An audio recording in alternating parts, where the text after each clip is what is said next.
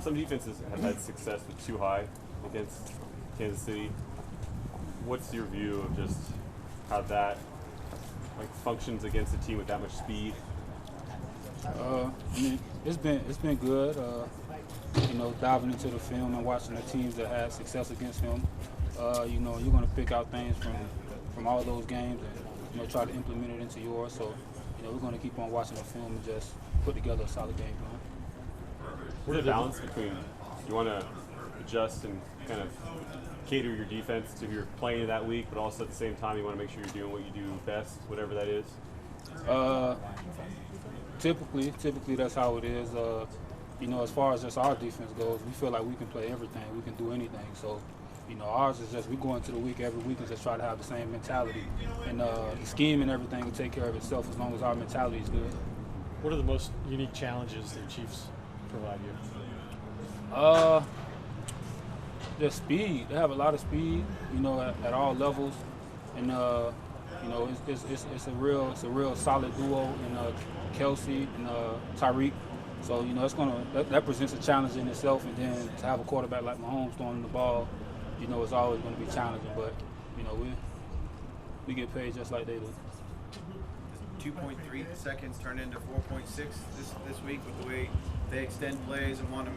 Do you really have to be mindful of plastering and things like that more so than other weeks? That's something that we've been on that since OTAs. Just worried about playing beyond the 2.3, and just making sure we stand solid and stand on top of our work. So it's really no different than it would be if we're playing against a Jayron Kearse, a guy that can move. It's always those types of things where you got a quarterback that's mobile. You have to be able to play further than that 2.3 to make sure you give yourself the best chance. You guys have done a lot of scramble drills in recent months, including today. What's your focus and emphasis when you're doing those scramble drills in practice? Just keep your eyes on your work. When you got guys moving around like that, you turn around, you peek at the quarterback that's shooting up the field, and he's putting the ball where it needs to be. So.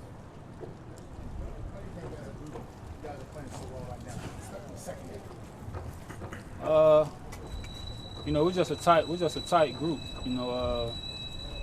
That's what I can attribute that to. Obviously, we have the talent in our group, but we're just a tight group that we understand each other and we play off each other well. Whether it's me and KZ, me and Donovan, or it's Trey and J. Lou, or J. Lou and AB. We just play well off of each other, and we play a lot of complementary football. Whether it's the front seven getting pressure on the quarterback, and we're reaping the benefits, or we're covering good and they're reaping the benefits. We just have a tight knit group, and this is taking us to this level to where we can go out and play dominant football. It's not like you guys have been together for like 4 or 5 years. And the majority of you come from different spots. So how did that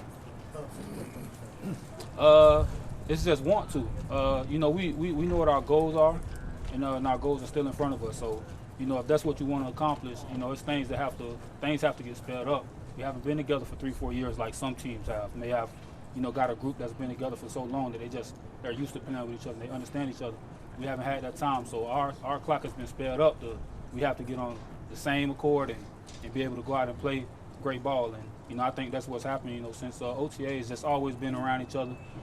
Talking to each other, whether it's in the meeting room, on the phone, group chat, just communicating with each other. So we know when we get on the field, the communication isn't an issue. You seem like arguably maybe even the most intense guy on the sideline in some of the videos that have come out of you guys on the sidelines, you pre-game. When do you turn that switch on? And have you always been like that? For me, I'm just competitive. I just want to win.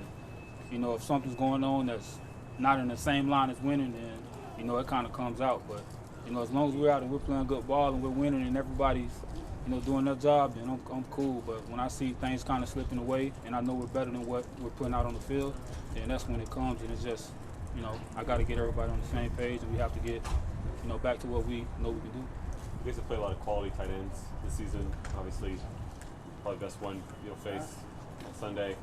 When you study him, what about his game do you most appreciate? He's a smart guy, smart football player, understands leverages, understands soft spots and zones, and he's quarterback friendly.